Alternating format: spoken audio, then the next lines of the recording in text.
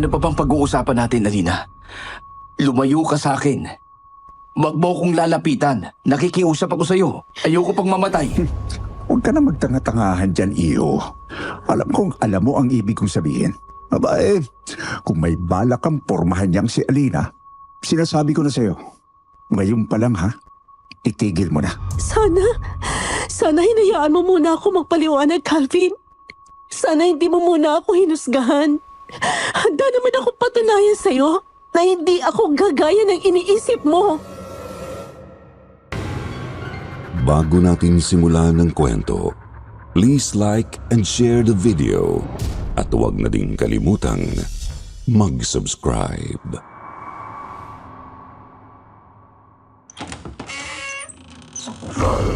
Para sa mga mahilig sa kwentong aswang, subaybayan ang aming bagong channel, Aswang Diaries.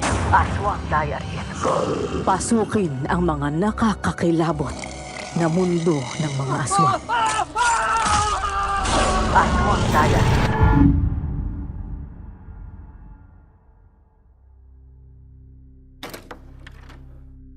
Inilibot ko ang tingin ko sa kabuuan ng apartment unit na yon matapos iyong buksan ni Mang Tisoy, ang caretaker ng apartment compound kung saan ko napiling magrenta. May 10 taon na rin ang nakakalipas matapos akong matanggap sa pinakaunang trabahong pinasukan ko noon. Napatango-tango pa ako noon matapos kong pasadahan ng tingin ang kabuuan ng unit. Mukhang maganda naman po, Mang Tisoy. Malinis saka kahit paano, malawak ang space. Tsaka mura lang ang renta at no walking distance lang din sa office namin. Tama-tama lang ho ito sa akin. Aba, oo naman, Iyo. Wala ka na makikitang ganito kamurang apartment dito sa barangay na to. Lalo na sa panahon ngayon. Swerte ka nga. At 2 magkasunod na tenant namin ang umalis dahil pareho na yatang nagsipag-asawa. Halos mga kaedad mo lang din sila. Yung isa, nabuntis ng boyfriend. Yung isa naman, nakabuntis ng hindi niya girlfriend. Nako, nakakakaba naman pala yun, Mang Tisoy. 2 magkasunod na buntisan pa lang nangyari dito. Baka mamaya, matulad ako sa kanila. Anong 2? 3 pa nga eh. Yung isa na andyan pa nakatira sa unit na nasa gitna. Ha? Teenager pa nga yun eh. Nasa 4 taon na sa kolehiyo. Sayang lang ng pinapaaral ng magulang. Diyos ko, mga kabataan talaga ngayon, masyadong mapupusok. Kaya kung ayaw mong matulad sa kanila, mag-ingat-ingat ka, Iho. Napakamot na lang ako nun sa ulo dahil sa payong sinabi sa akin ni Mang Tisoy. Hindi ko alam kung matatawa ba ako sa kanya o maiinsulto. Dahil sa totoo lang, kahit 21 anyos na ako ng mga sandaling yun, kahit kailan na hindi pa naman ako noon nagkaka-girlfriend. Sa huli, minabuti ko na lang na manahimik at huwag nang magsalita pa dahil gusto ko na talagang iwanan niya na akong mag-isa. Medyo madaldal at may pagkatsismoso kasi si Mang Tisoy kaya medyo naiilang din ako sa kanya. Oh, siya, Iho. Maiwan na kita rito ha. At ako'y marami pang gagawin. Dapit hapon pa rin pala. Magpapakain pa ako ng mga alaga kong itik doon sa amin. Paano? Ikaw nang bahala dito ha? Ano nga pala ulit pangalan mo, Iho? Calvin ho, Mang Tisoy. Sige po, pwede niyo na po akong iwan. Ako na hong bahala rito. Sige, Salamat sige. ho uli. Sige, Calvin. Tutuloy na ako. Inihatid ko pa si Mang Tisoy hanggang sa labas ng unit ko na nasa pinakaunahan lang din naman ng compound, katabi ng gate. Sa totoo lang ay maliit lang ang lugar na yon. Yung buong compound napapalibutan ng mga 1-story apartment units na magkakadikit lang din at pare-pareho ang itsura. Sa gitna naman ito ang common area kung saan ang isang bahagi ay pwede mong pagparkingan ng motorsiklo kung meron ka. Habang ang isang bahagi naman ay pwedeng pag-istambayan dahil may maliit ding kubo doon na open ang design na pwede para sa lahat. Sa likod bahay naman, merong kanya-kanyang space ang mga bahay para gawing laundry area o di kaya pwede ring gawing external dining area lalo na kapag may mga bisita ka para hindi ka makaistorbo sa mga kapitbahay mo. Yun namang loob ng unit, meron yung isang kwarto, mini kitchen at dining area at isang maliit lang din namang salas. Halos kompleto rin yung bahay. Kaya nga ayos na ayos para sa akin ang lugar na yon kahit na napansin kong medyo may kalumaan na yung mga unit at maninipis lang ang pader na pumapagitan sa mga bahay. Ayos na rin naman yon para sa presyo nitong 2,000 kada buwan, bukod ang kuryente at tubig. Yun ang unang beses na bumukod ako ng bahay sa family ko dahil nga medyo malayo sa bahay namin noon ang nakuha kong trabaho bilang isang HR administrator sa isang manpower agency. Excited ako syempre dahil yun na ang unang hakbang ng pagiging independent ko pagkatapos kong makagraduate ng college. Kinabukasan na agad noon ang unang araw ko sa trabaho kaya naman tinapos ko kaagad ang pag-aayos ng bahay. Dahil doon, napagod tuloy ako ng gusto at hindi na nakapaghapunan dahil diretso tulog na ang ginawa ko. Pero mga bandang 2:00 na yata ng madaling araw noon nang bigla na lang akong maalimpungatan dahil may naririnig akong ingay na nanggagaling sa katabing unit ng apartment ko. Ingay na dulot ng isang malamyos at masarap sa tengang musika na parabang may tumutugtog ng piano.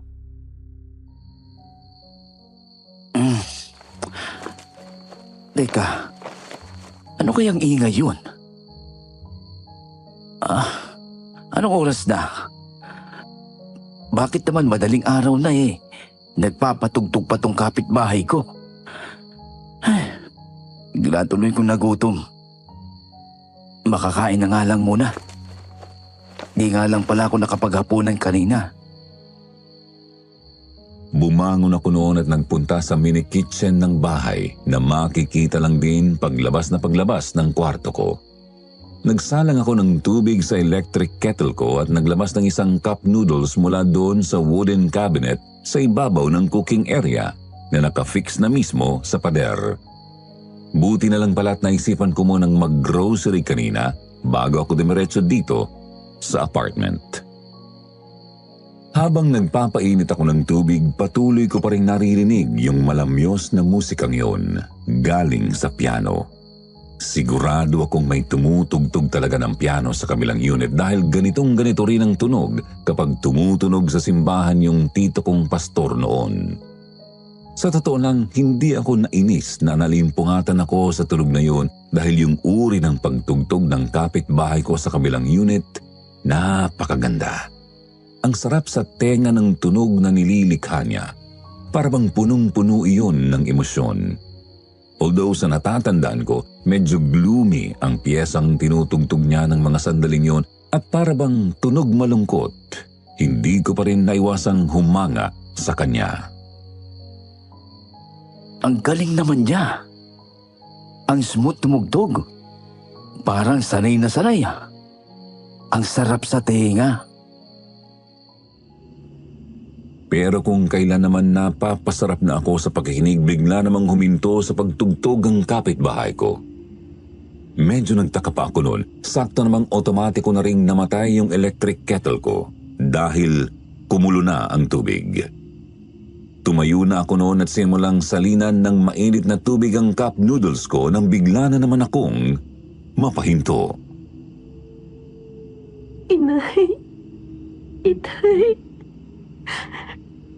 Sawang-sawa na ako sa ganitong buhay ko. Napapagod na ho ako. Bakit hindi niyo pa ako isinama sa inyo? Bakit natira pa akong buhay dito sa malupit na mundong ito? Parang umiiyak yata yung kapitbahay ko Mukhang may pinagdadaanan yata. Napailing na lang ako at pinagkibit balikat ang narinig. Tapos nagpatuloy na ako noon sa ginagawa ko para makapagsimula na akong kumain. Narinig ko pang bumukas ang pintuan sa kabilang unit kasabay ng mga yabag na tila ba may lumabas mula doon. Gusto ko sanang silipin mula sa bintana ng salas ko ang itsura ng kapitbahay kong magaling tumugtog ng piano. Pero bigla naman akong nakaramdam na para akong maiihi, kaya naman sa banyo muna ako dumiretso. Kaya lang habang nasa loob ako, doon naman ako nakarinig bigla ng tila ba mga kakaiba pero malalakas na tunog ng pagaspas na talaga namang ikinagulat ko. Ano yun? Ibon ba yun? Bigla akong kinilabutan. Sa likod kasi ng isip ko parang bigla kong naalala yung mga palagi ikinikwento sa amin ng lola kong Bicolana tungkol sa mga nilalang na kung tawagin ay aswang. Natandaan ko kasi bigla na sinabi niya sa amin noon na kapag ikaw daw ay nakarinig ng mga pagaspas ng pakpak sa ibabaw ng bubungan mo sa pagitan ng 1:00 hanggang 3:00 ng madaling araw, mag-ingat ka raw at maging alerto dahil baka raw aswang yun.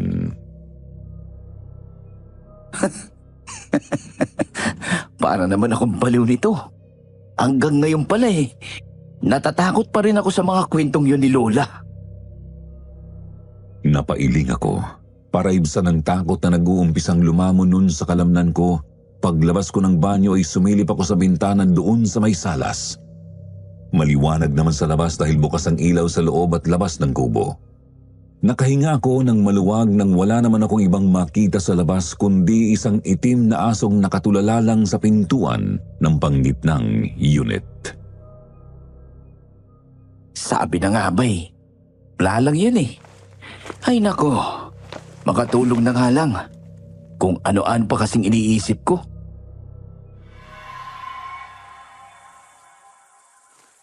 Uy, Calvinio. Naadya ka na pala. Kumusta ang unang araw mo sa trabaho? Ay, kayo po pala, Mang Tisoy. Ayos naman ho ako. Hindi naman gaanong pagod. Kasi wala naman akong gaanong ginagawa sa opisina. Teka, alaga niya ho ba yung itik na hawak nyo? Mukha pong mataba. Aba, ay talagang mataba to. Alagang-alaga ako mga ito Saan nyo ho dadalhin yan? Kakatayin nyo? Naku, hindi. Order na to ng tenant na katabing unit.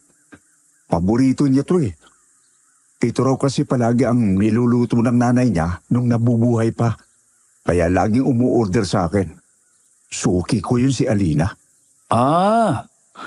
Yun ho bang babaeng pianista? Oo, siya nga. Ay, naku, nakalimutan ko palang banggitin sa'yo kahapon. Na tuwing 2:00 ng madaling araw, tumutugtog talaga ng piano yang si Alina. Alam mo, yung kasi ang oras nang namatay ang buong pamilya niya noon sa probinsya nila. Hindi ko rin naman pwedeng sawayin dahil yung may-ari na mismo nitong apartment compound ang nagsabi sa amin na huwag namin siyang pakialaman sa gawain niyang yun. Sila kasi ang kumukop sa batang yan nung bagong salta pa lang dito sa syudad si Alina. Wala naman hong problema sa pagtugtog niya, Mang Tisoy. Hindi naman ho yun ang nakakabulahaw. Saka sanay na ho ako sa ganun. Dahil pastor ho ang tito ko at madalas siyang tumutugtog sa simbahan para sa choir nila. Sa totoo lang, maganda nga hong pakinggan ang tugtog ni Alina Magaling siya. Kaya lang, tama ho bang narinig ko, Mang Tisoy? Patay na ho ang buong pamilya niya? Bakit naman ho? Parang may kung anong awa ang bigla na lang umusbong sa dibdib ko ng mga sandaling yun dahil na rin sa sinabi ni Mang Tisoy.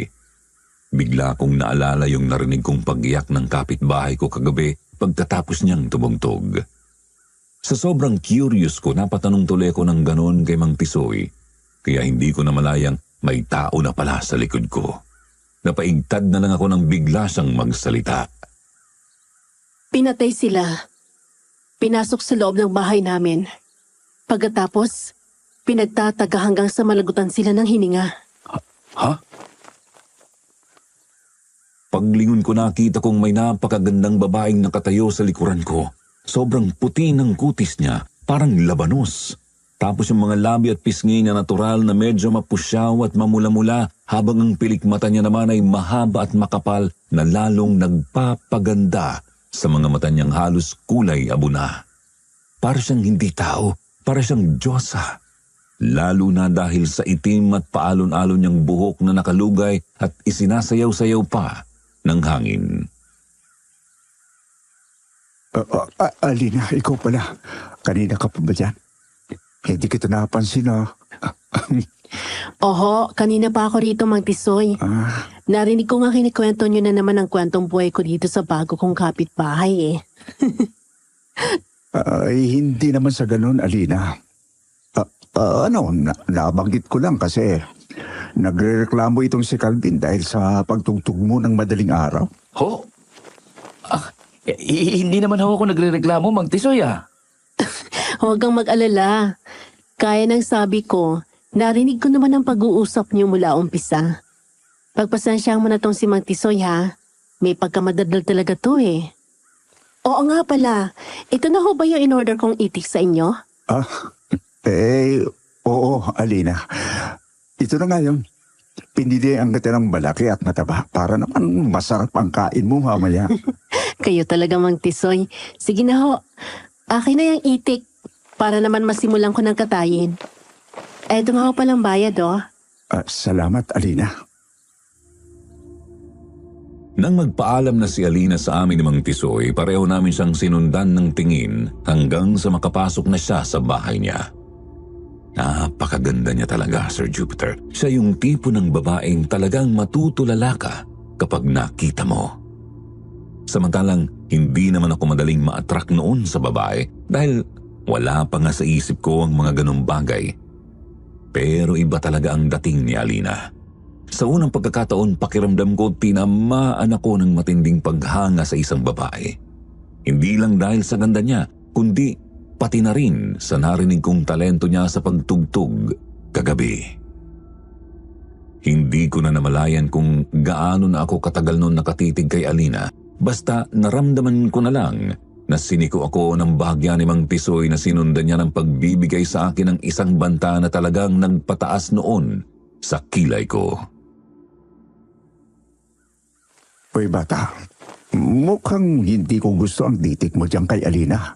Ho? Ano hong ibig niyong sabihin, Mang Tisoy? Huwag ka na magtanga-tangahan dyan, iyo. Alam kong alam mo ang ibig kong sabihin. Aba kung may balak kang pormahan niyang si Alina, sinasabi ko na sa'yo. Ngayon pa lang ha, itigil mo na. Bakit to? May boyfriend na ho ba siya? Wala, pero malapit na. Kung gusto mong tumagal sa lugar na to, huwag mo akong kakalabanin. Akin ang isang yan, iyo. Ho? May gusto ho kayo kay Alina? Manong, hindi naman ho sa mga pero papasa na ho yata ang anak niyo yung si Alina. Halos magkaedad lang ho yata kami. Hindi naman na problema yun. Marami ng mga nagkakatuluyan ngayon na malaki ang guwat ng edad. Kahit nga mga artista. Kaya bakit hindi? Teka, bakit? May bala ka ba talagang kalabanin ako, Calvi? Hindi naman ho sa ganun, Mang Tisoy. Ang akin lang ho... Mabuti kung ganun. Mas maigi na yung nagkakaintindihan tayo. Bata? Para naman magkasundo tayo at wala tayong maging problema. Tinapik pa ni Mang Tisoy noon ang balikat ko ng may kabigatan pagkatapos ay saka siya nagpaalam sa akin na babalik na doon sa kanyang itikan. Sinulyapan niya pa ng hulino ng bahay ni Alina pagkatapos ay kinagat ang pang-ibabang labi niya. Kaya hindi ko napigilang makaramdam ng pandidiri sa kanya. Hindi na lang ako nagsalita noon pero napailing ako nang sa wakas ay tuluyan na siyang tumalikod. Manyak. Pumasok na ulit ako noon sa loob ng apartment ko at nagkulong. Nawala talaga ako sa mood dahil kay Mang Tisoy ng mga sandaling yon, kaya tinamad na rin akong mag-asikaso ng hapunan. Namalayan ko na lang na 3 oras na pala ang lumipas. Mag-aalas 7 na pala. Magka-cup noodles na lang nga muna uli. Akma na sana akong tatayo para magpainit ulit ng tubig nang bigla na lang akong makarinig ng mahihinang katok sa pintuan ng apartment ko. Napalingon agad ako doon sa nakabukas ko pa ring bintana na katabi ng pintuan at nakita kong nakadungaw doon yung kapitbahay kong si Alina habang itinataas yung mangkok na dala niya. Hello? Calvin? Calvin, tama? Pakibukas naman ang pintuan mo, oh. Iabot ko lang to sa'yo. Ha? Oo, teka, sandali. Lina, ano yan? Saka, para saan? Itik, adobo sa gata para sa'yo. Peace offering ko kasi mukhang nagising nga talaga kita kagabi dahil sa pagtugtog ko ng piano. Ha? Sabi ko naman sa'yo, di ba? Hindi naman ako nagre-reklamo. Ayos lang naman sa akin yon. Sanay naman ako. Oo nga, alam ko. Pero gusto ko pa rin magbigay ng ulam sa'yo. Ganito talaga ako kapag may mga bagong lipat na kapitbahay dito. Kasi gusto ko, maging ka-close at kaibigan ko lahat. Tsaka marami naman ako niluto eh. Bakit? Ayaw mo ba? Ha? Ako? Di kaya ata kumakain ng itik? Hindi naman sa ganun. Gusto ko yan. Ang totoo. Nagugutom nga ako eh. Kaya lang, Kaya lang, wala pa akong sinaing. Ayain sana kitang sumabay na sa akin kasi nakakahiya naman sa'yo eh. Nagabala ka pa. Tapos wala man lang akong may ano. Nako, ano ka ba? Ayos lang yon. Kumain na rin naman ako eh. Kunin mo na tong ulam. Tapos magsaing ka na. Bibigyan ko pa kasi si Sheila kasi malamang wala na namang pagkain yon. Sinong Sheila? Yung kapitbahay nating buntis. Yung nakatira dyan sa gitnang unit. Oo nga pala. Nabanggit ni Mang Tisyo sa akin na buntis nga yung nakatira dyan. Kaso, teenager pa raw. Ang daldal talaga na matandang yun. 19 anyos naman na si Sheila. 2 taon nga lang tanda ako sa kanya eh. 21 ko na rin pala. Magkaedad lang tayo. Akala ko naman, mga nasa 16 pa lang yung teenager na sinasabi ni Mang Tisoy. Medyo OA lang pala siya. Pero teka, mag-isa lang ba si Sheila dyan sa unit niya? Bakit ikaw ang nagpapakain? Oo. Iniwan kasi siya ng boyfriend niya nung malamang buntis siya eh. Kaya simula nun, lagi ko na siyang binabantayan. Para ko na rin kasing kapatid yun eh. Maglilimang buwan na rin ganun yung setup namin.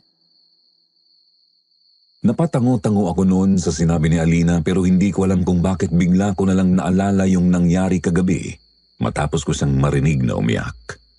Biglang sumagi sa isip ko yung narinig kong pagaspas ng pakpak pati na rin yung asong itim na nakita kong naka-standby sa tapat ng bahay ni Sheila. Oh, bakit parang bigla kang namutla dyan? Ano kasi? Naisip ko lang, walang nagbabantay dyan kay Sheila kapag gabi. Paano kapag, alam mo na, yung kasabihan ng matatanda tungkol sa mga buntis? Paano kapag nakursunadahan siya ng...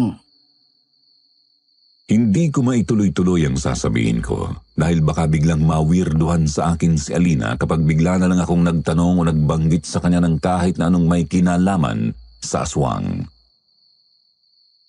Aswang bang tinutukoy mo? Oo, parang ganun na nga.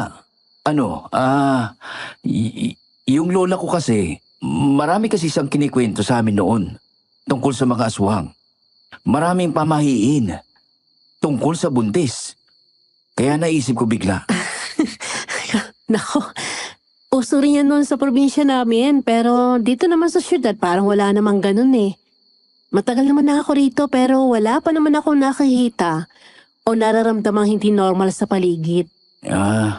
Kasi kagabi kasi, may nakita ako. Calvin, sige ha. Baka kasi gutom na si Sheila eh. Mauna na ako sa'yo. Okay. O sige. Salamat ulit dito sa ulam ha. Ibabalik ko na lang bukas yung lalagyan. Tangulang ang isinagot sa akin ni Alina pagkatapos ay naglakad na siya palayo. Nagmamadali siya na parang meron siyang iniiwasan pero ipinagkibit balikat ko na lang yon at muli na akong pumasok sa loob para magsaing. Yun na yata ang pinakamasarap na naging hapunan ko sa buong buhay ko kahit na mag-isa lang akong kumain. Sobrang sarap kasi ng pagkakaluto ni Alina sa itik eh. Kaya naman simula nun, Excited na excited ako palagi kapag namimigay siya ng luto niyang pagkain. Mga ilang araw din niya akong sunod-sunod na binigyan ng ulam noon dahil nahihiya na raw siya sa akin na sa tuwing sasapit ang madaling araw ay nagigising ako sa pagtugtog niya ng piano. Pero kahit na ganoon alam kong nahihiya rin talaga siya sa akin dahil alam niyang naririnig ko siyang umiiyak at naghihinagpis tungkol sa pagkawala ng kanyang pamilya. Dahil doon, naging malapit na kami ni Alina sa isa't isa noong sumunod pang mga araw, linggo hanggang sa umabot na ng buwan. Naging komportable na kami ni Alina sa isa't isa at maging yung kapitbahay naming si Sheila ay nakasundo ko na rin dahil sa kanya. Hanggang isang araw, di ko alam noon kung anong pumasok sa isip ko at naisipan kong muling magtanong sa kanya tungkol sa nangyari sa kanyang pamilya. Alina, pwede ba akong magtanong sa'yo? Kaso, medyo personal tong tanong ko sa'yo. Sige, ano ba yun? Yung sinabi mo sa akin noon tungkol sa pamilya mo, totoo ba yun? Alin? Yung tungkol sa pinasok sila sa bahay namin at pinagtataga hanggang sa malagutan silang lahat ng hininga? Oo, yun nga. Totoo yun, Calvin. Totoong sinapit ng mga magulang at mga kapatid ko ang lahat ng yon sa kamay ng ilang mga kabaryo namin noon sa probinsya. Bakit? Anong dahilan at ginawa nila yun sa inyo? Saka, buti hindi ka nila idinamay. Mahabang kwento, Calvin eh. Pero sa madaling salita, pinagbintangan kami ng mga kabaryo namin noon na gumagawa raw ng isang bagay na hindi naman talaga namin ginagawa. Pinagbayad nila kami sa kasalanang hindi naman kami may sala. Wala ako ng gabing yung Calvin. Nasa labas ako dahil galing ako sa kabilang baryo. Mga bangkay nang inabutan ko na makauwi ako sa bahay. Nasaan yung mga gumawa nun sa kanila? Hindi mo man lang ba sila ipinakulong? Bakit hindi ka nagsumbong sa mga pulis? Pulis ang nanguna sa pagpatay na yun sa pamilya ko, Calvin. Paano ko siya kakalabanin nun? Samantalang 13 anyos pa lang ako na mangyari yon. I'm sorry, Alina. Hindi ko na sana tinanong pa yun sa'yo. Ano ka ba? Ayos lang. Magkaibigan naman tayo, di ba? Kitang-kita ko ang lungkot sa mga mata ni Alina ng mga sandaling yon habang pareho kaming nakaupo sa isa sa mga silya sa loob ng maliit na kubong yon sa loob ng compound. Di ko napigilang makaramdam ng awa sa kanya nang malaman kong seryoso pala talaga siya sa sinabi niya noon. Kaya naman hindi ko rin maialis ang pagkakatitig ko sa kanya. Dahil doon, hindi na siguro napigilan pa ni Alina ang kanyang mga luha na basta na lang tumulo mula sa mga mata niya. Dali-dali ko yung pinahid at nagulat ako nang bigla na lang niya akong yakapin. Ayos lang yan, Alina. Alam kong masakit at nahihirapan ka sa pinagdadaanan mo. Naririnig ko naman ang gabi-gabing pag-iyak mo eh. Pero sana, tatagan mo pang sarili mo ha. Nandito lang naman ako eh. Maraming salamat sa iyo, Calvin. Tinawakan ko ang baba ni Alina at iniangat ko yon ng bahagya. Dahilan para magtama ang mga mata namin. Hanggang sa hindi ko na namalayan pang bumaba na pala ang titig ko noon sa mga labi niya na kalaunan ay nagtulak sa aking gawin ng isang bagay na sa totoo lang ay palagi kong pinipigilan sa tuwing nakakaharap ko siya. Hinalikan ko si Alina ng mga sandaling yon, Sir Jupiter. Hinalikan ko siya at ibinalik naman niya sa akin ang halik na yon. Tumagal lang ng ilang minuto ang pagkakalapat ng mga labi namin noon pero pakiramdam ko yun na ang pinakamahaba pero pinakamasayang sandali ng buhay ko. Huminto talaga ang oras ko sa nangyari. Nang magangat kami ng tingin ay pareho kaming nagkahiyaan ni Alina. Pero bukod doon sa di kalayuan ay napansin kong may isang mga matang hindi masaya sa nakitang ginawa namin ni Alina. Napangiti pa ako nang makarinig ulit ako ng pagkatok sa pintuan ko kinagabihan matapos ang tagpo naming iyon ni Alina kanina sa kubo. Akala ko si Alina yon na nagdala na naman ng ulam para sa akin.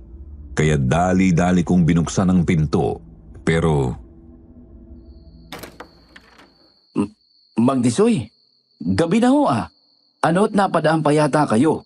Nagulat ka yata iyo. Hindi mo ba inaasahang pupuntahan kita? Anong kailangan ninyo?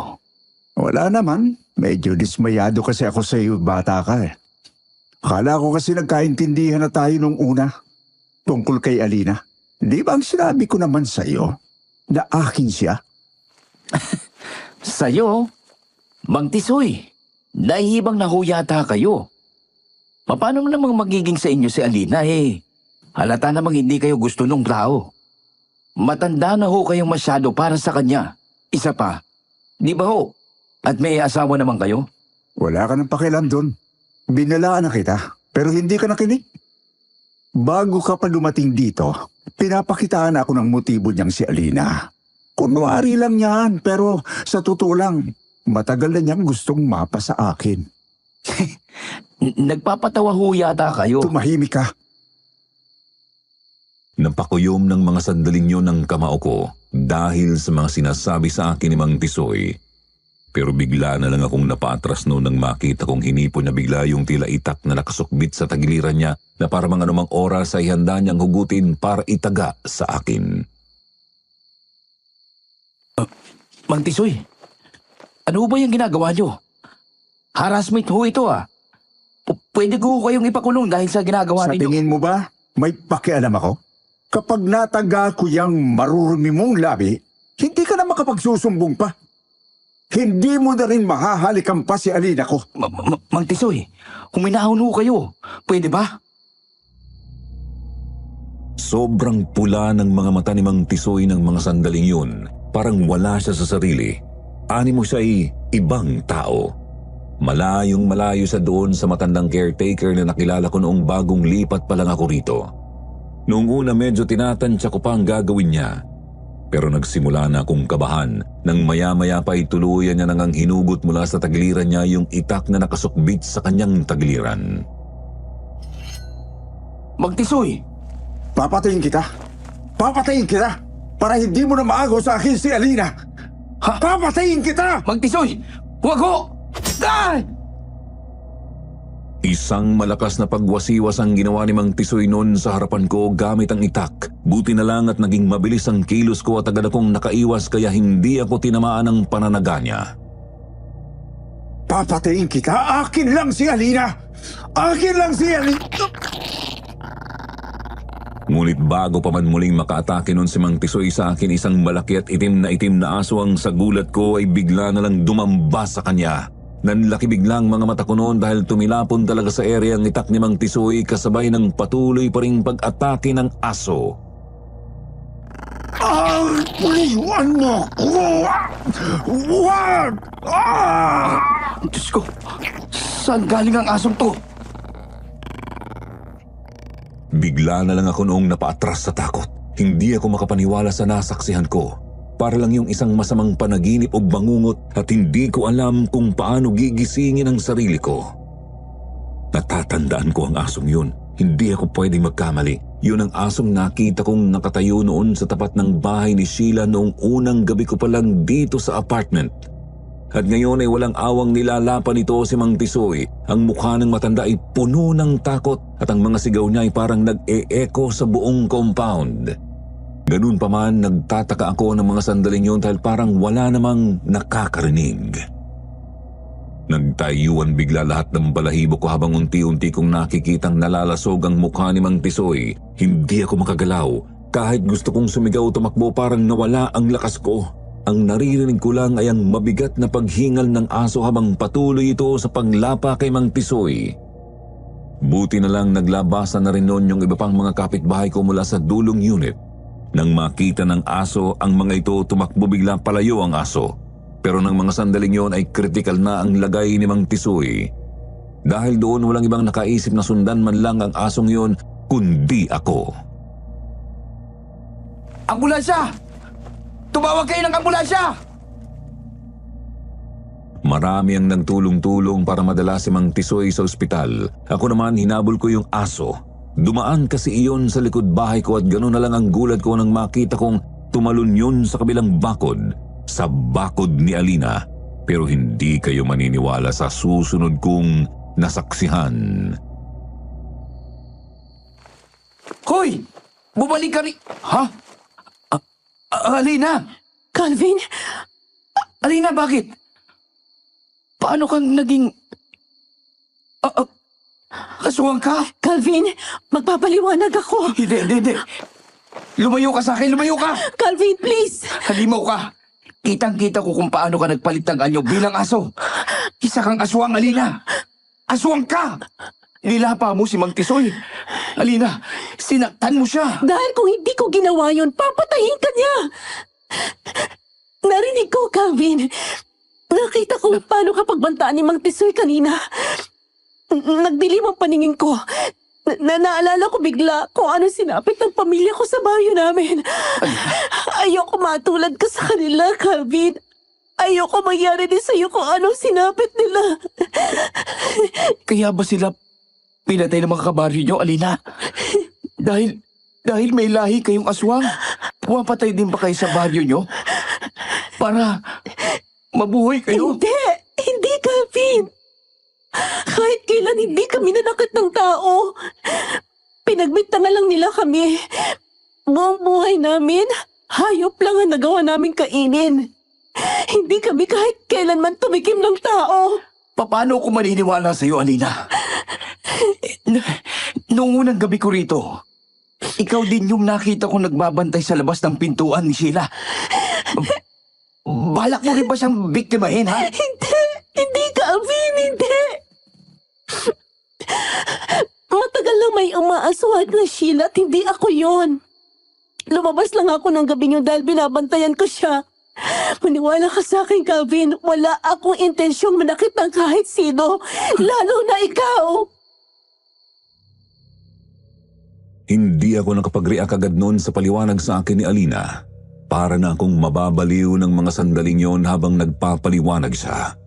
Hindi ko alam kung paano ako maniniwalang nasaksihan mismo ng mga mata ko kung paano siya nagpalit ng anyo. Hindi ko halos matanggap noon sa dibdib ko na si Alina ang babaeng natututunan ko ng mali na isa palang aswang. Isang halimaw na sa mismong harapan ko ay lumapa ng tao. Nagkulong ako sa bahay ng ilang araw matapos kong malaman noong mismong kinabukasan din ng mangyari yun na hindi kinaya ni Mang Tisoy ang nangyari sa kanya.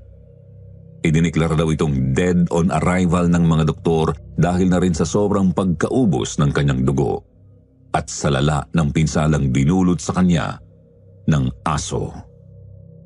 Pinuntahan pa ako noon ng isang pulis at in-interview sa totoong nangyari. Buti na lang at hindi lang ako ang nakakita na aso nga ang may kagagawan ng sinapit ni Mang Tisoy, kundi ako ang unang-unang mapagbibintangan sa nangyari.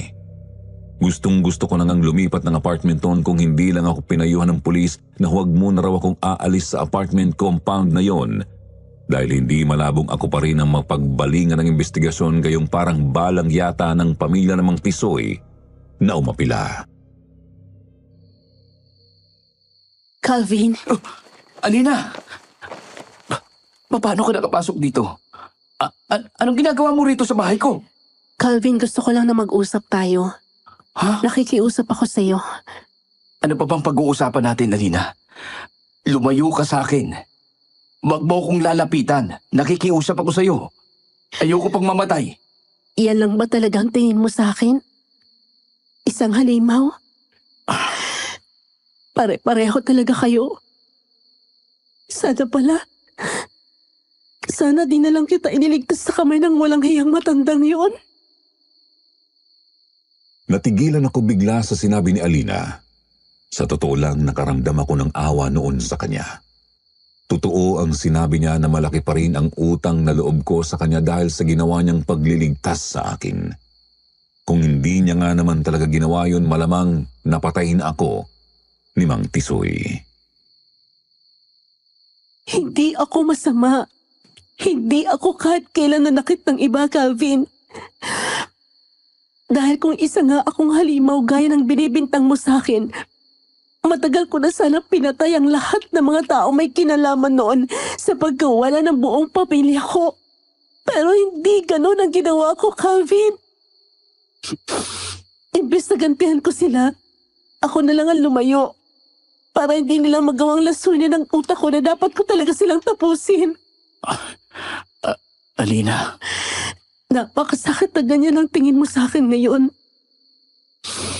Hindi ko naman kinustong mabuhay ako bilang isang bangkilan, Calvin. Hindi ko hiniling sa Diyos na ipanganak akong ganito. Isa itong sumpa para sa akin. Iyak na ng iyak noon si Alina sa harapan ko, Sir Jupiter. Doon ko lang din na-realize na kung talagang gusto niya akong saktan, sana ay kanina na pa yun ginawa.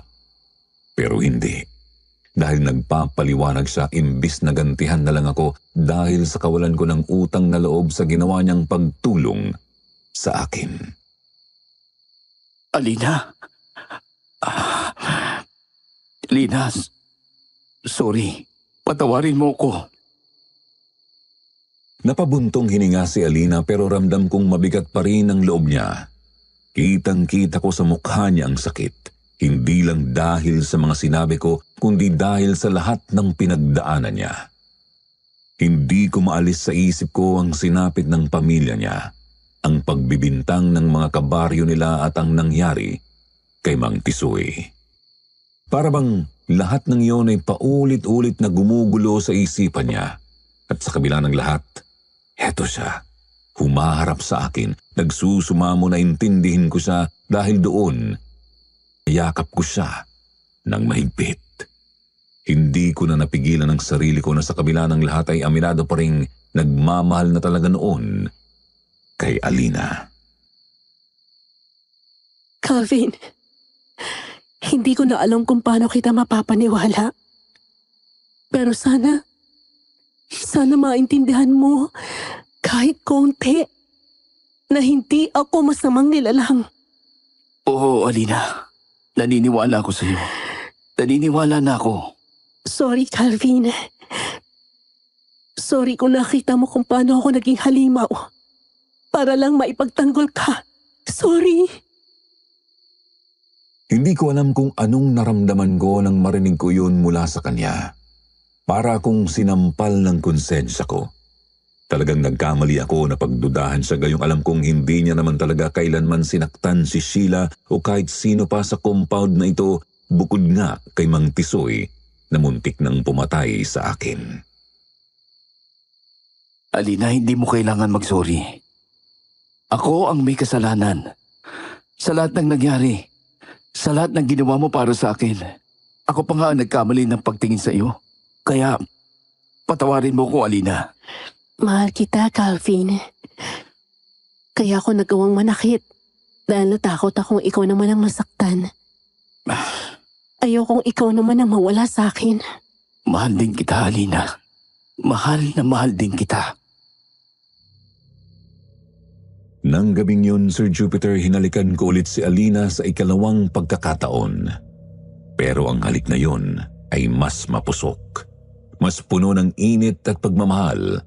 At dahil doon ay hindi ko na napigilan ang sarili ko. May nangyari sa aming dalawa ni Alina na kailanman ay hindi ko pagsisisihan.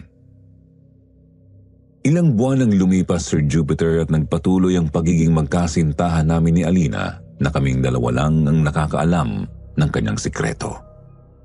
Unti-unti nagawa kong tanggapin yon kahit pa kung minsan ay hindi ko pa rin maiwasang kilabutan, lalo na sa mga gabing kinakailangan niyang magpalit ng anyo. Para na kaming mag-asawang nagsasama sa iisang bubong dahil halos hindi na rin naman umaalis si Alina sa apartment ko. At sa totoo lang, dahil doon, mas lalo ko siyang minahal. Oh, kumain ka pa, mahal, ha? Para hindi ka magutom mamaya. Ano ka ba naman, mahal? Busog na ako, no? Ikaw kayo umubos niyan. Dami mong sinandok eh. Para naman kasi sa'yo talaga to. Ay, nako. Ito namang dalawang to. Naglalampungan na naman kayo sa harapan ko, ah. Respeto naman po sa buntis na iniwan ng jowa. Ikaw naman, Sheila, parang di ka pa nasanay sa lambingan namin itong Kuya Calvin mo. Halos araw-araw na yata tayo magkasabay kumain ng tanghalian. Yun na nga, te. Umay na ako, eh. Hindi nyo malang ba naisip na nabibiter ako sa kaswitan nyo? Sana ganyan din yung nakabuntis sa akin, no? Kaso wala, eh. Binuntis lang ako tapos umeska po na. So Sheila, pasasaan ba at darating din yung lalaking para sa'yo? Kumain ka na lang muna dyan. Kailangan mo yan dahil kabuanan mo na. Ay, naku Kuya Calvin, hindi na ako umaasang may magkakagusto pa sa akin, no? Sino ba naman ang may gusto sa babaeng na anak ka na ng iba? Sa babaeng may sabit? Ano ka ba, Sheila? Huwag ka nga magsalita ng ganyan. Di totoo yan. Marami pa namang matitinong lalaki dyan sa paligid, ano? Sus! Palibhasa ikaw ate, nahanap mo na yung sayo. Ay, nakakaingit talaga kayong dalawa.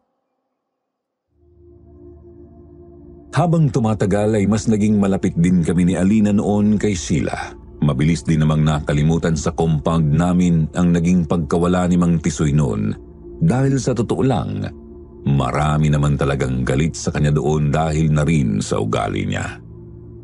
Mabilis na bumalik sa normal ang buhay namin. Akala ko talaga noon ay okay na ang lahat. Pero doon pala ako nagkamali. Bigla na lang akong naalimpungatan nang makarinig ako ng malalakas na pagaspas ng pakpak sa labas ng unit ni Alina. Isang gabing napagdesisyonan naming matulog ng magkatabi sa bahay niya. Agad akong napalingon noon sa tabi ko pero nagtaka ako nang hindi ko siya makita. Sinubukan ko siyang hanapin sa buong unit niya pero wala siya doon. Mukhang lumabas yata siya dahil nakita kong naiwan niya pang bukas ang pintuan. Hindi ko alam noon, Sir Jupiter, kung bakit parang bigla na lang akong kinabahan nang wala namang dahilan. Idagdag pa na pakiramdam ko noon parang bigla yatang lumamig ang paligid kaya nayakap ko ang sarili ko. Lalo na nang magdesisyon akong dumungaw sa pinto. Nagpalinga-linga ako pero hindi ko pa rin natagpuan noon si Alina hanggang sa makarinig ako bigla ng mga kakaibang tunog. Alina? Mahal? Ikaw ba yan? Ang init. Teka, boses ni Sheila yun Ang init. Ayoko na. Ang sakit. Si Sheila nga. Nang marinig ko ang kakaibang mga pag-ungol na yun ni Sheila pati na rin ang mga pag-angil na yun ng tila isang mabangis na hayop ay agad na sumikdo ang pag-aalala sa dibdib ko para sa babae. Kabuwanan na ni Sheila ng mga panahong yun kaya naman ganun na lang ang naging reaksyon ko. Dahil doon ay agad-agad kong kinatok ang pintuan ng bahay niya. Sheila? Sheila? Nandiyan ka ba? Ayos ka lang ba? Kuya Calvin! Ikaw pala! Ako nga to, Sheila. Kumusta ka na? Buksan mo tong pinto. Sandali lang kuya. Sumasakit kasi ang tiyan ko eh. Hindi ako makalakad ng maayos. Pakiramdam ko manganganak na ako. Ha? Kung ganun huwag ka na gumalaw. Sisirain ko na tong pintuan mo. Lumayo ka ng konti. Sheila, kailangang madala ka na sa ospital. Sinipa ko bigla yung pintuan ng unit niya, dahilan para masira ang lock nun. Pero imbis na mataranta ako dahil nga parang manganganak na noon si Sheila, ganun na lang ang gulat ko nang ang bumungad agad sa akin ay isang pares ng mapupulang mga matang nagkukubli sa ilalim ng mesa niyang katapat na katapat mismo ng pinto. Patay kasi ang ilaw noon sa buong bahay kaya madilim. Yun din siguro ang dahilan kaya hindi napapansin ni Sheila yung pares ng mga matang yon na nang makita ko ay bigla na lang tumalon mula doon sa bukas na bintana sa bandang lababo. Isa yung asong itim na pamilyar sa akin ang itsura. Sigurado akong kilala ko kung sino ang asong yun kaya naman hinayaan ko muna siyang makalabas bago ko binuksan ang ilaw ng salas. Sheila, halika na. Dadalhin na kita sa ospital. Sandali lang kuya. Ha? Parang biglang gumaan ang pakiramdam ko nung pumasok ka eh. Biglang nawalang paghilab ng tiyan ko. Ha? Sigurado ka ba? Baka naman kailangan pa rin nating ipa-check up ka sa ospital. O halika na. Sumama ka na sa akin. Hindi na kuya, okay na ako. Baka natagtag lang ako. Kasi maghapon ako naglabada kanina. Tumanggap kasi ako ng labada dun sa kabilang unit. Ano? Bakit naman naisipan mong rumakit? Alam mo namang kalagayan mo, di ba? Kabuwanan mo na ngayon. Hindi ka na dapat gaano nagkikikilos. Malapit na rin kasi akong mga anak, kuya. Nahihiya na ako sa inyo ni Ate Alina. Halos kayo na nga nagpapakain sa akin eh. Pwede ba naman gastos para sa baby ko, kayo pa rin na mag-aasikaso? Bakit? Wala namang kaso sa amin yon.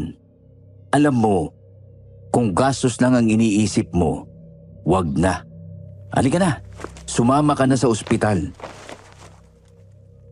Umakma pa ako noon na bubuhatin si Sheila, pero bigla na naman kaming mapahinto nang sa ikalawang pagkakataon ay nakarinig na naman ako ng mga pagaspas ng pakpak na parabang pumapalibot sa buong unit bago yun nagsimulang lumipad, palayo. Narinig mo yan, Kuya Calvin? Parang may lumilipad sa ibabaw ng bubong. Wala yun, wag mo nang intindihin. Pero kuya, kakaiba yung tunog na yun ah. Ha?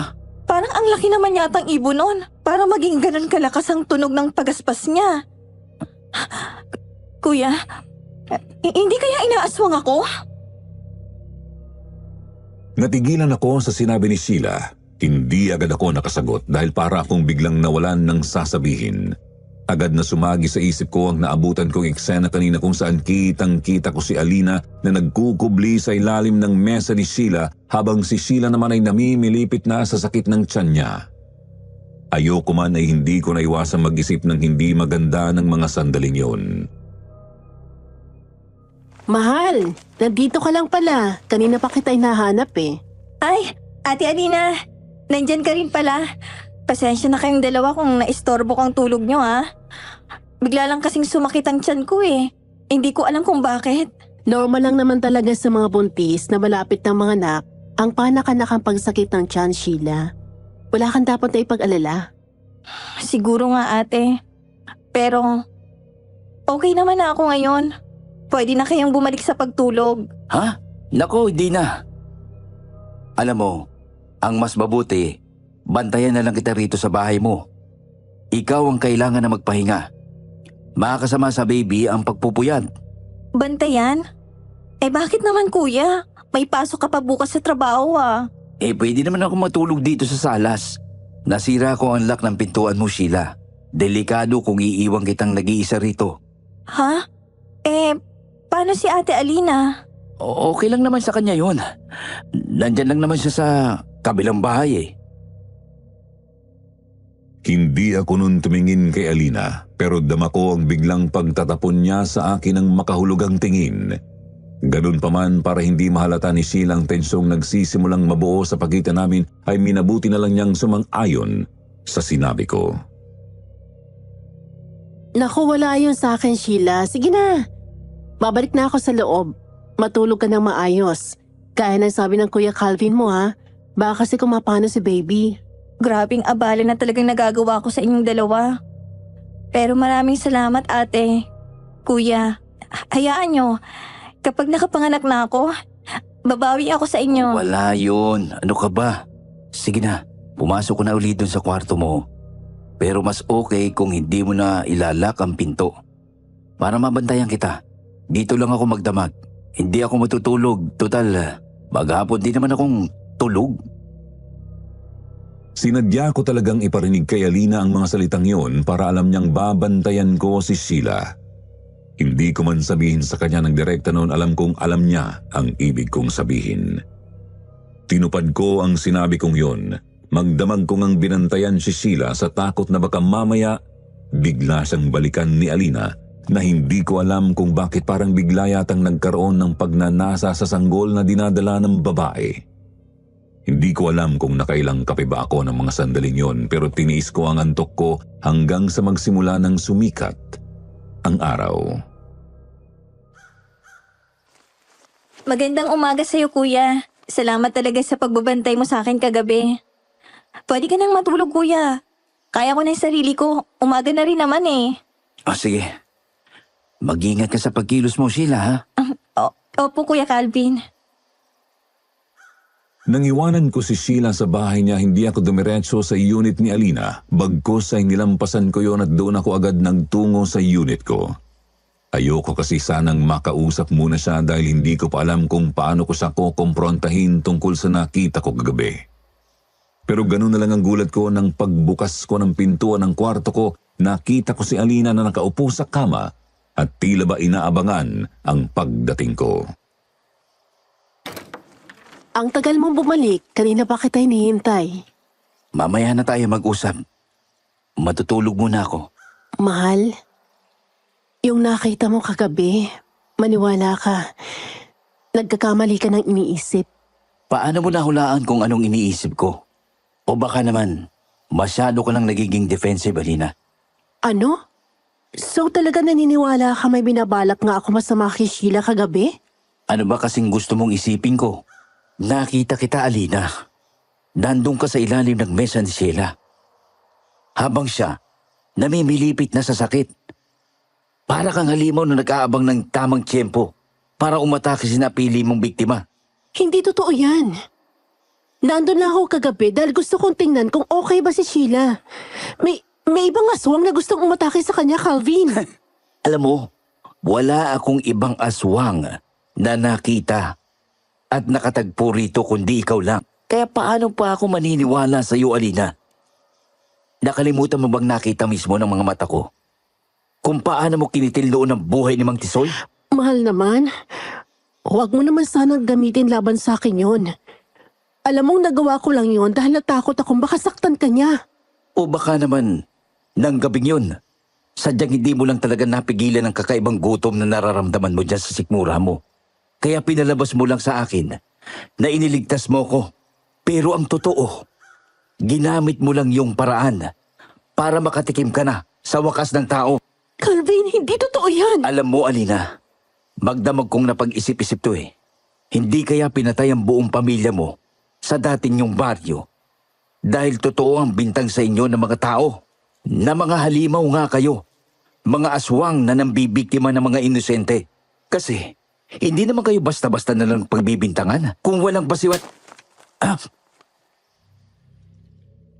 Kitang-kita ko na bigla na lang noong nangilid ang mga luha ni Alina dahil sa mga sinabi ko pagkatapos niya akong sampalin. Halata ang matinding sakit sa mukha niya dahil nanginginig ang labi niya sa pagpipigil na mapaiyak. Bigla ako noong natauhan. Doon ko lang napagtantong masyado pala akong naging bulgar at marahas sa mga sinabi ko sa kanya dahil sa sobrang pag-overthink ko tungkol sa nakita ko kagabi na hindi ko man lang siya nabigyan ng pagkakataong magpaliwanag. I am sorry. Alam ko naman, Calvin. Alam ko hanggang ngayon nahihirapan ka pa rin magtiwala na hindi ako masama dahil nalaman mo na ang tunay kong pagkatao. Pero wala ka pa rin karapatang husgahan na gano'n ang buong pamilya ko dahil wala ka namang alam. Wala kang alam sa nakaraan ko. Wala kang alam sa mga pinagdaanan namin noon. Para sabihin ko sa'yo, hindi ako tulad ng ibang aswang na naririnig niyo sa mga kwento-kwento. Nagpapalit ako ng anyo pero bilang aso o baboy ramo lang. Dahil ang mga kagaya ko, wala namang kakayahang lumipad. Hindi namin kailangan ng pakpak. Dahil sa lakas at bilis ng taglay ng lahi namin, kayang-kaya namin kumitil ng 10 buhay ng tao ng sabay-sabay sa isang pitik lang ng daliri. Narinig mo naman siguro ang mga pagaspas ng pakpak na umiikot sa buong compound na to kagabi, di ba? Pakpak yun na isang wakwak, Calvin. Isang wakwak na matagal na naghahamon sa akin. Dahil nga sa mataas na uri ng lahing pinanggalingan ko. Hinahamon niya ako. Dahil kahit gaano kataas ang ranggo ng lahi namin, mababa pa rin ang tingin nila sa kahit anong uri ng aswang na hindi kumakain ng tao. Kaya nga gusto niyang biktimahin si Sheila nun pa. Dahil alam niyang malapit sa akin ang kapitbahay kong yun. Alina. Sana hinayaan mo muna ako magpaliwanag, Calvin. Sana hindi mo muna ako hinusgahan. Handa naman ako patunayan sa'yo na hindi ako gagaya ng iniisip mo. Halos madurog ang puso ko, Sir Jupiter, nang unti-unti ay nakita kong nagbagsakan na nga ng tuluyan ng mga luhang kanina pa pinipigilan ni Alina. Sinubukan kong humakbang noon at lapitan siya para yakapin pero umatras lang siya, palayo. Alina? Mahal, sorry. Hindi ko sinasadya yung mga sinabi ko. Wala na, Calvin. Nasabi mo na ang mga dapat mong sabihin. okay na yun. At least ngayon, alam ko na kung ano talaga ang tingin mo sa akin. Sinubukan ko pang habulin nun si Alina pero talagang ayaw na niyang makipag-usap. Pinagsarhan niya ako ng pintuan kaya naman wala akong naging ibang choice kundi ang bumalik sa unit ko at doon maghintay na kumalma siya. Hindi na ako nakapasok sa trabaho ng araw na yun at maghapon na lang akong nakatulog. Dahil na rin sa halo-halong emosyong nararamdaman ko, puyat at pagod ng katawan. Mga bandang 4:00 na nang magising ulit ako. Si Alina agad ang unang pumasok sa isip ko kaya dumiretso ako sa unit niya kahit na kinakabahan ako sa magiging reaksyon niya sa akin. Kaya mo to, Calvin. Kasalanan mo yan eh. Masyado ka kasing padalos-dalos. Nagulat si Alina nang makita ako sa pintuan ng unit niya. Nakapadyama na siya at parang handa nang matulog ulit kahit na namamagana ang mata niya dahil sa maghapong pag-iyak. Ang buhok niya ay nakapusod ng bahagya pero kahit ganon, hindi pa rin nawala ang angking ganda niya. Anong ginagawa mo rito? Alina, pwede ba tayo mag-usap? Please? Ayoko matapos ang araw na to nang hindi tayo naaayos. Napansin kong nagdadalawang isip siya. Nilingon pa niya ang loob ng unit niya at tila nag-iisip kung papapasukin ba ako o hindi. Sa huli, bahagya siyang tumabi mula sa pintuan at tinanguan ako. Sige, pero bilisan mo. Pagod na ako. Yes. Salamat, mahal. Umupo kami sa maliit na mesa sa gilid ng kusina. Inayos niya ang mga plato at tasa sa ibabaw nito na parabang gustong abalahin ang sarili niya dahil ayaw niya akong tingnan. Ako naman dumiretso sa pakay ko. Alina, gusto ko lang humingi ng tawad. Alam kong masyado akong naging mapanghusga kaninang umaga. Hindi kita binigyan ng pagkakataong makapagpaliwanag at alam kong nasaktan kita. Wala na, Calvin. Nasaktan mo na ako dahil sa mga salita mo. Ano pa bang pag-uusapan natin tungkol dun? Mahal, sana intindihin mo na bago rin din lang naman sa akin ang lahat ng ito. Ikaw ang unang girlfriend ko. Tapos ganito pa ang naging setup natin. Patawarin mo na ako, please. Medyo nag-a-adjust pa kasi ako sa sitwasyon. Mahal na mahal kita. Kaya hayaan mo na sana akong alisin mismo sa sarili ko ang mga pagdududa ko sa iyo. Pero aswang ako, Calvin. Alam mo, hindi kita kayang bigyan ng normal na buhay kung sakaling magkakatuluyan tayo. Ayos lang ba sa'yo yon? Bubuhayin mo lang ako na palagi mo akong pagdududahan sa tuwing mangyayaring kakaiba sa paligid mo. Hindi. Pipilitin kong magbago. Mahal, pipilitin kong intindihin ka. Patawarin mo na ako sa mga sinabi ko sa iyo. Nabigla lang naman kasi ko eh. Nagulat lang ako sa mga nangyari sa paligid ko dahil hindi naman ako sanay sa ganito. Paano mo patutunayan sa akin na ito na ang huling beses na pagdududahan mo ako? Akma pa sana akong magsasalita nang bigla na namang narinig namin ang tunog na yun, ang pamilyar na pagaspas ng pakpak na ikinatakot ko noong nakaraang gabi. Napatingin si Alina sa akin at sa unang pagkakataon simula kaninang umaga nakita ko ulit sa mga mata niya ang pag-aalala. Calvin, ayan na naman siya. Ang ibig mong sabihin, yung wakwak? Oo. At alam ko kung sino na naman ang pakay niya. Si Sheila. Tumayo si Alina at mabilis na binuksan ang drawer sa tabi ng mesa. Kumuha siya ng maliit na bote na may lamang likido na tila langis. Binuksan niya ito at pinahiran ang sariling mga kamay. Oh, anong ginagawa mo? Magpahid ka nito, Calvin. Sa pamamagitan ng langis na yan, hindi siya magtatangkang lumapit sa iyo. Bigyan mo rin ito si Sheila, okay? Ako na ang bahalang humarap sa wakwak na yan para matapos na to. Ipagtatanggol ko si Sheila sa kanya. Paano mo siya ipagtatanggol? Sigurado ka bang kaya mo yung wakwak, Alina? Pwede ba magtiwala ka na lang sa akin kahit ngayon lang? Ako na ang bahala sa aswang na yan. Pero kailangan mo rin gawin ang parte mo. Ano yun? Siguraduhin mo magiging ligtas si Sheila. Huwag mo siyang iiwan, Calvin. Kapag naabot siyang ospital bago siya mapuntahan ng wakwak, ligtas na siya. Sige. Sasamahan ko siya pero babalikan kita, okay? Wala na ako ibang pagpipilian. Narinig namin ang malalakas na hiyaw ni Sheila mula sa kabilang unit. Alam kong nararamdaman na rin niya ang presensya ng halimaw.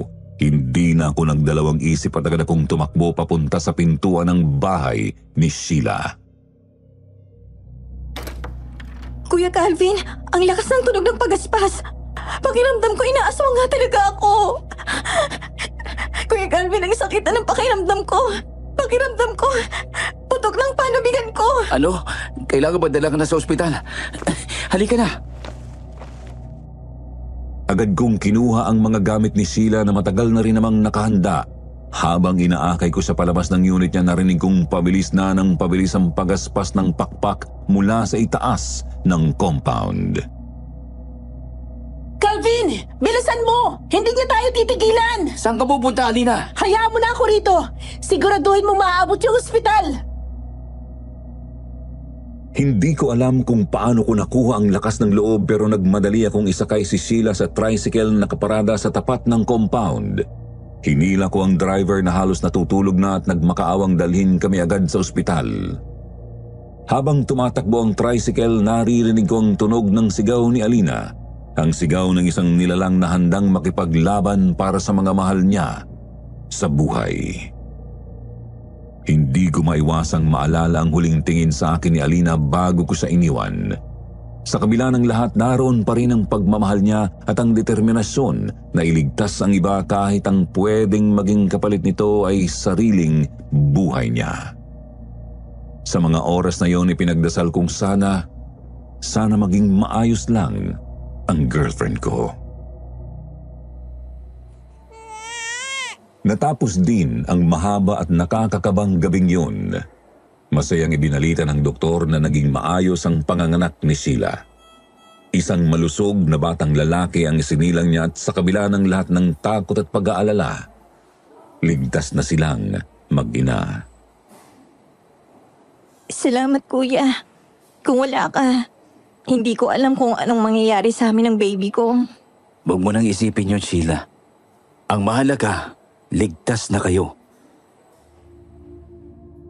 Nakahawak pa rin si Sheila sa kamay ko habang nakangiti. Naramdaman ko ang pasasalamat niya pero alam kong kailangan kong bumalik kay Alina. Kaya pagkatapos kong masigurong ayos na ang lahat, nagpaalam na rin ako. Halos hindi na ako makalakad ng maayos sa pagod. Hindi pa ako natutulog mula kagabi pero kahit ganon nagmadali akong bumalik sa apartment. Kailangan kong makita si Alina. Inabutan ko siyang nakahiga sa sofa nang makauwi ako. Nakapikit ang mga mata niya at kita ko ang bakas ng sugat sa braso at binti niya. May mga bahid pa ng dugo sa damit niya pero kalmado na ang mukha ni Alina. Alina! Calvin, buti naman takabalik ka na. Ayos lang ba si Sheila at ang baby niya? Oo, maayos silang dalawa. Ikaw, ayos ka lang ba? Gusto mo bang dali na kita sa ospital? Ang dami mong sugat. Hindi ko kailangan ng ospital, mahal. Kaya kong gamutin ang sarili ko. Doon ko napansin na dinidilaan niya ang isang sugat sa kanyang braso. Sa loob-loob ko medyo kinilabutan ako pero naalala kong bahagi yon ng pagiging aswang niya. Isa yon sa mga paraan para mas mabilis silang gumaling. Alina, anong nangyari sa wakwak na yon? Huwag ka mag-alala, mahal. Wala na siya. Hindi na niya magagalaw si Sheila. At ikaw, hindi ka na rin niya magagawang galawin pa, di ba? Alina, huwag mo sanang kalimutan ang sarili mo. Nag-alala rin ako. Mas lalo na para sa'yo. Napakabait mo, mahal. Nagkamali talaga ako ng malaki nung pagbintangan kita.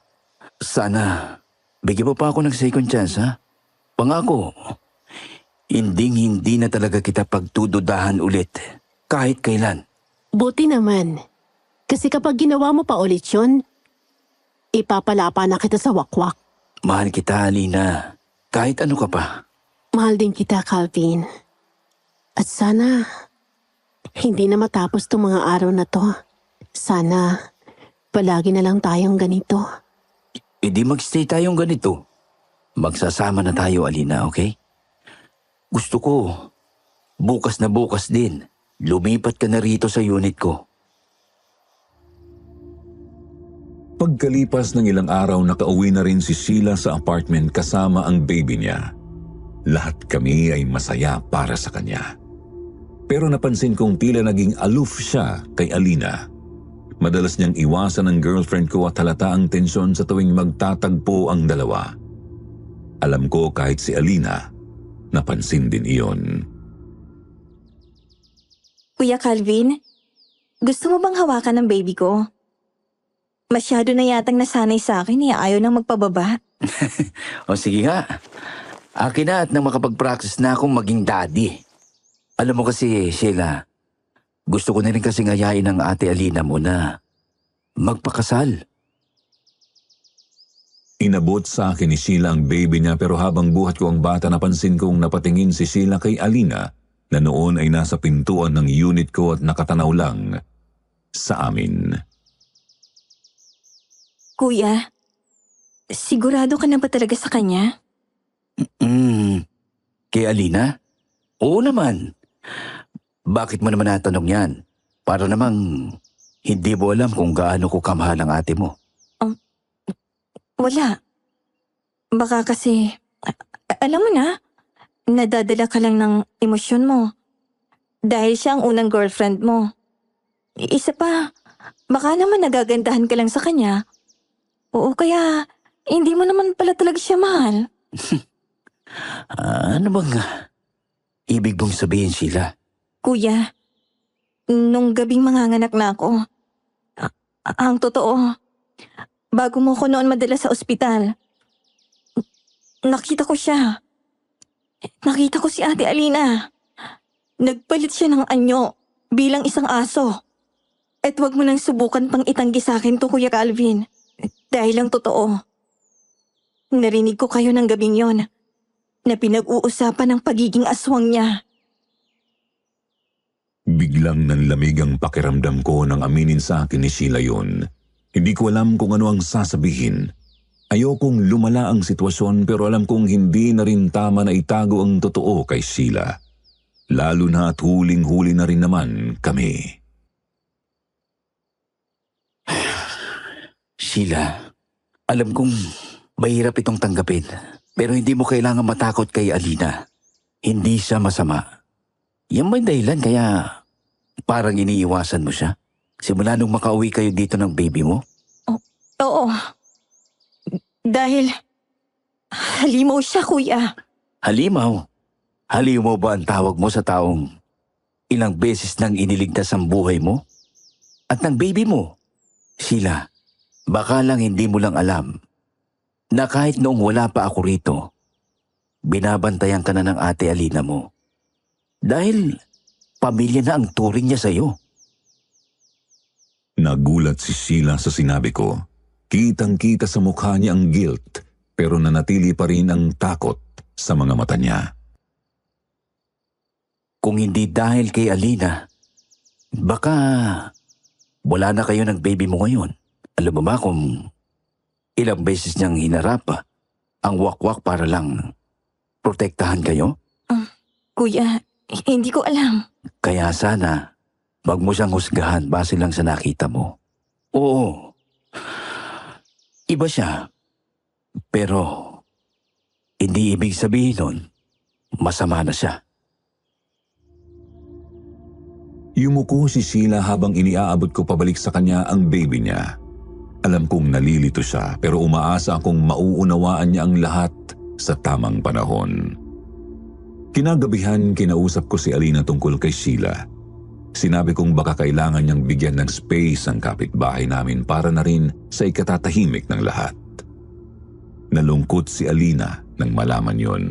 Pero hinawakan ko ang kamay niya at ramdam ko ang init ng pagmamahal niya sa kabila ng lahat ng hirap at pagsubok na pinagdaanan namin. Lumipas ang mga linggo, unti-unting bumalik sa normal ang buhay namin. Pero naramdaman kong may nagbago kay Sheila. Madalas ko siyang mahuli na nakatitig sa akin at minsan ay tila sinusubukan niyang makipag-usap sa akin ng mas malapit kaysa dati. Kahit na iniiwasan ko siya at halos ayokong makipag-usap sa kanya dahil sa paraan ng naging pagtrato niya kay Alina, pilit pa rin isinisiksik ni Sheila ang sarili niya sa akin at madalas niyang gamitin ang anak niya para doon. Kuya Calvin, pwede ba tayong mag-usap? Busy ako, Sheila. Sa ibang araw na lang. Calvin, kasi may gusto sana akong sabihin sa'yo. Calvin lang. Nawala na yata bigla yung kuya. Alam mo kasi, naisip ko lang, parang mas bagay tayo. Pareho tayong tao. Hindi ka ba natatakot na aswang ang kasama mo? Hindi ko inaasahan ang sinabi ni Sheila. Agad akong umatras at tumingin sa kanya ng seryoso. Mukhang desperado ang itsura ni Sheila ng mga sandaling yun. Para siyang wala sa sariling katinuan. Sheila, huwag mong sabihin yan. Mahal ko si Alina. At kahit ano pang sabihin mo, hindi na magbabago yon. Pero Calvin, tao ka. Bakit ka magpapakahirap sa isang halimaw? Sheila, tama na. Ayoko makarinig ng ganyang galing sa'yo. Si Alina ang mahal ko at hindi ko siya iiwan. Hindi ko akalaing ganyang kakababaw. Pagkatapos ng lahat ng sakripisyong ginawa ni Alina para sa'yo, ito pa ang igaganti mo sa kanya? Kung ganun pala, sino kaya sa inyong dalawa ang hindi tao kung umasta? Tumalikod ako kay Sheila at iniwan sa labas ng compound. Alam kong nasaktan siya sa mga sinabi ko pero kailangan niyang malaman ang totoo. Mahal ko si Alina at gagawin ko ang lahat para protektahan siya.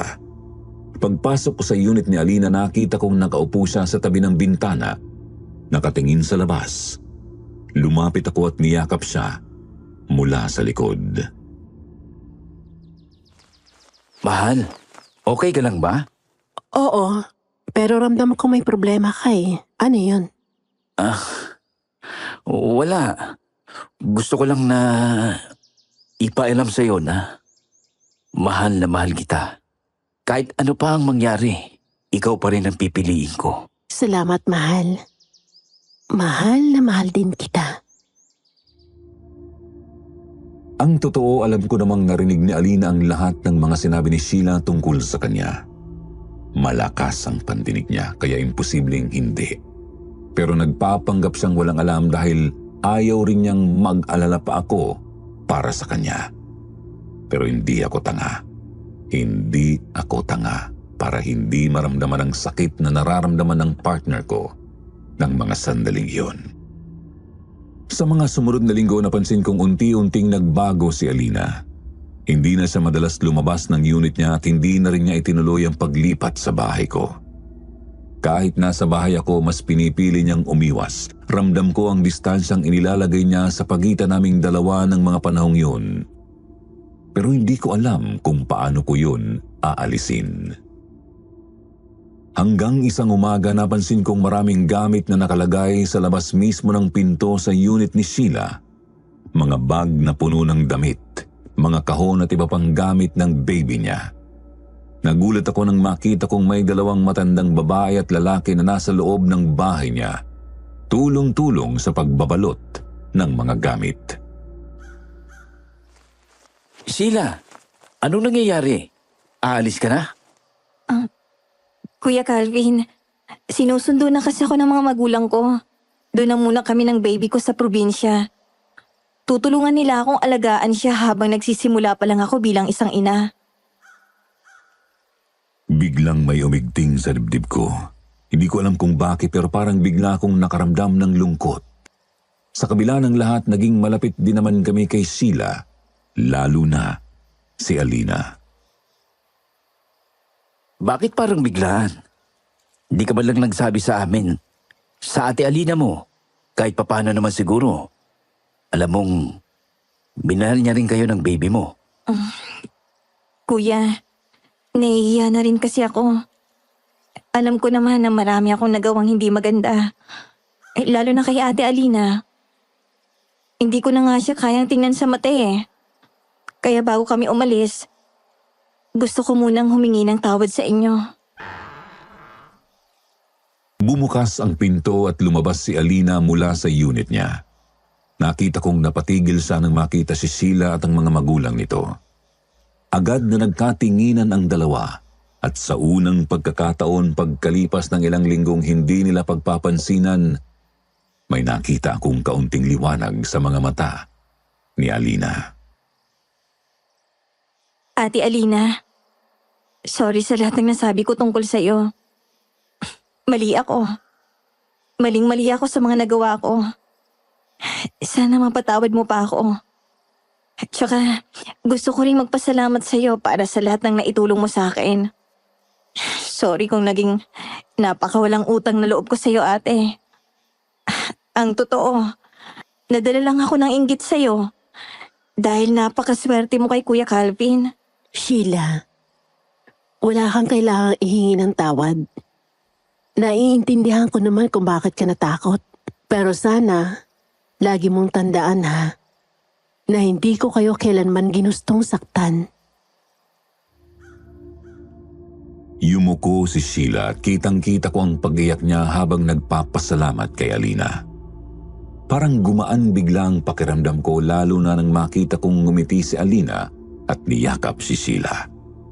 Matapos ang ilang oras ng pag-aayos, tuluyan nang umalis si Sheila kasama ang pamilya niya. Naiwan kaming dalawa ni Alina sa harap ng compound, magkatabi habang pinapanood ang papalayong sasakyan. Ramdam ko ang kakaibang katahimikan sa pagitan namin, pero alam kong sa pagkakataong ito, may kapayapaan na rin sa kanya. Mahal, ayos ka lang ba? Oo. Alam kong kailangan niyang umalis para sa baby niya. At least ngayon, wala na siyang nararamdamang takot sa akin. Eh tayo, pwede bang maging okay na rin? Hinawakan ko ang kamay niya at ngumiti. Alam kong malaking bagay ang nangyari ngayong araw na ito para kay Alina. Parang nawala ang bigat na matagal na niyang dinadala. Makalipas ang ilang buwan, unti-unting bumalik ang dating sigla ni Alina. Mas madalas na siyang ngumiti at sa tuwing magkasama kami, pakiramdam ko ay mas lalo kaming nagiging malapit. Hanggang sa isang gabi naisipan kong gawin ang isang bagay na matagal ko nang pinag-iisipan. Mahal, may gusto sana akong sabihin sa'yo. Ano yun? Alam kong marami na tayong pinagdaanan. Hindi ko man naipapakita lagi. Pero, mahal na mahal kita, Alina. At gusto kong ipakita sa'yo kung gaano kita kamahal. Lumuhod ako sa harapan niya at binuksan ang maliit na kahon na hawak ko ng mga sandaling yun, gamit ang nanginginig kong mga kamay. Kitang-kita ko ang pagkabigla sa mukha niya nang makita ang singsing sa loob. Mahal, gusto mo bang makasama ako habang buhay? Alina, pakasalan mo sana ako. Calvin? Tumulo ang luha sa mga mata ni Alina. Hindi siya agad sumagot pero nang tumango at ngumiti siya, parang tumigil ang mundo ko. Yakap-yakap niya ako at naramdaman kong sa wakas lahat ng pinagdaanan namin ay may magandang patutunguhan. Oo. Oo, Calvin. Pumapayag ako. Hindi ko alam kung gaano katagal kaming nakayakap sa isa't isa pero sa mga sandaling yun, alam kong ito na ang simula ng panibagong bahagi ng aming buhay. Napatid lang ang masaya naming pagyayakapan nang bigla na lang noong maduwal si Alina.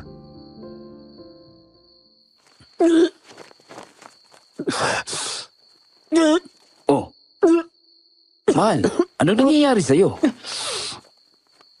Wala naman, mahal. May nakain lang yata ako, hindi maganda. Kahapon pa nga masakit tong tiyan ko eh. Talaga? Teka, hindi kaya buntis ka? Buntis? Oo. Di naman siguro, mahal. Paano mo naman nasisiguro? Calvin, hindi madaling magbuntis sa mga babae sa lahi namin. Hindi madali. Pero, posible. Oo, pero... Sana buntis ka. Sana magkakaanak na tayo. Para wala ka nang kawala sa akin. Ano? Oo. Ikaw talagang mahal, puro kakalokohan ha. Bakit? Ayaw mo ba magka-baby na tayo? Huwag muna natin pangunahan, mahal. Masyado pa namang maaga para manghula. Baka madismaya lang tayo. Kaya relax ka lang, okay? Oh yes, ma'am. Sabi mo eh. Sa bawat araw na lumilipas, akala ko ay unti-unti nang nagiging maayos ang lahat sa pagitan namin ni Alina. Ang engagement namin ay nagbigay sa akin ng bagong pag-asa at pakiramdam ko noon ay kaya naming lampasan ang lahat ng darating panghamon. Pero hindi pala ganoon kasimple ang buhay, lalo na para sa amin. Isang gabi pag-uwi ko mula sa trabaho, agad kong napansin ang kakaibang katahimikan sa compound. Hindi ko naabutan si Alina sa karaniwang pwesto niya sa labas ng unit namin na ngayon ay iisa na. Nang buksan ko ang pinto ng bahay namin, nadatnan ko siya ng galit, nakatayo sa gitna ng sala at tila wala sa sarili. Alina, anong nangyayari? Hindi siya sumagot. Ang mga kamay niya ay nakakuyom at dama ko ang tensyon sa buong katawan niya. Biglang tumingkad ang kulay ng mga mata niya at napansin kong unti-unting nagbabago ang anyo niya. Ang mukha niya ay naging mas matalim at ang ngipin niya ay tila nagsisimula ng humaba. Alina, tama na. Huwag kang magpapalit ng anyo. Hindi ko na kaya, Calvin. Nakita ko sila. Ang mga taong naging dahilan kaya nawala ang buong pamilya ko. Alina. Gusto ko silang gantihan. Hinawakan ko ang balikat niya at pilit siyang pinakalma. Ramdam ko ang init na bumabalot sa kanya pero hindi ako umatras. Kailangan kong malaman kung ano ang dahilan ng galit niya. Sino? Anong sinasabi mo, Alina? Anong nangyari? Yung mga bagong lipat sa inalisang unit ni Sheila. Siya ang anak ng pulis na nanguna noon sa pagpatay sa pamilya ko. Nanlamig ako sa sinabi niya. Ang galit na naramdaman niya ay parang umaalingaw-ngaw sa buong silid. Alam kong totoo ang sinasabi niya pero hindi ko rin alam kung paano ko siya pipigilan sa nais niyang gawin. Alina, alam kong mahirap to pero hindi mo kailangang gumawa ng masama. Hindi mo na mababago ang nakaraan. Kung gusto mo, gagawa ko ng paraan para makahanap tayo ng ibang matutuluyan. Ilalayo kita rito. Hindi mo naiintindihan, Calvin. Hindi mo alam ang sakit ng mawala ng pamilya dahil sa kasinungalingan ng iba. Ang taong yon, ang pamilyang yon, hindi nila ako patatahimikin. Kung alam mo lang kung gaano katindi ang pagpipigil ko ngayon na patayin din silang lahat. Tama si Sheila, Calvin. Halimaw ako dahil gusto ko silang patayin ngayon mismo gamit ang sariling mga kamay ko. Hindi. Alina, wag mo namang sabihin niyan, please. Kaya natin to, Alina. Nandito lang ako para sa'yo. Hindi kita pababayaan. Sinubukan kong yakapin siya pero tumalikod siya at lumayo sa akin. Alam kong hindi niya gustong saktan ako pero sa mga oras na yon mas pinili niyang lumayo muna sa akin. Nang sumunod na araw, mabigat ang loob ko nang pumasok ako sa trabaho. Parang ayokong iwan si Alina noon. Pero sinigurado naman niya sa akin na ayos lang siya at hindi gagawa ng kahit na anong ikapapahamak niya o ng kahit na sino. Pero pag-uwi ko ng hapong yon, hindi ko na inabutan si Alina. Naiwan sa mesa ang engagement ring na ibinigay ko sa kanya. Kalakip ng isang sulat na naka-address para sa akin. Patawarin mo ako, Calvin. Mahal na mahal kita. Pero hindi ka magiging masaya sa akin. Mas magiging maayos ka sa pili ng ibang babae. Isa pa, hindi ko rin kayang ipasa pa sa mga magiging anak natin kung sakali ang sumpa ng pagiging aswang ko. Hindi na dapat pa dumami ang lahi namin. para matapos na sa akin ang kalbaryong ito. Patawarin mo sana ako sa pag-alis ko, Calvin. At sana, hindi na tayo kailanman magkitang muli. Para akong pinagbagsakan ng langit at lupa sa mga sandaling yun. Sa kabila ng lahat ng pinagdaanan namin, nagdesisyon pa rin siyang lumayo. Hindi ko alam kung ano ang gagawin o saan ako magsisimula.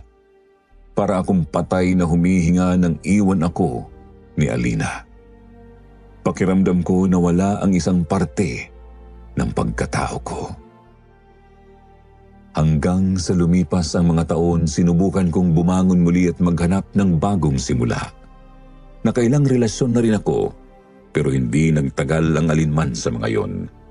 Lahat ng babae ay napapansin ng lungkot sa mga mata ko na kahit sino sa kanila ay hindi kayang alisin. At sa bawat pagtatapos ng isang relasyon, lagi kong naaalala si Alina. Hanggang ngayon kasi binabagabag pa rin ako ng isang palaisipan na naiwan sa akin simula nang umalis si Alina. Bago kasi mangyari ang lahat ng yon, may hinala na akong buntis siya. Malakas ang kutob ko na nakabuo kami kahit na ilang beses niya itong itinanggi sa akin. Di ko alam kung instinct ko na lang ba yun o naghahanap lang ako ng dahilan para patuloy ko pa rin siyang isipin. Dahil hanggang ngayon, siya pa rin ang hinahanap ng sistema ko. 10 taon na ang lumipas, pero bakit parang kahapon lang ang lahat? Hanggang ngayon, hindi ko pa rin siya makalimutan. Madalas kong iniisip ang araw na iniwan niya ako. At sa mga gabing tulad nito, hindi ko maiwasang magtanong sa sarili ko. Dapat ko pa bang hanapin si Alina? Dapat ko bang alamin kung ano ang nangyari sa kanya? O tuluyan ko na bang kalimutan ang lahat?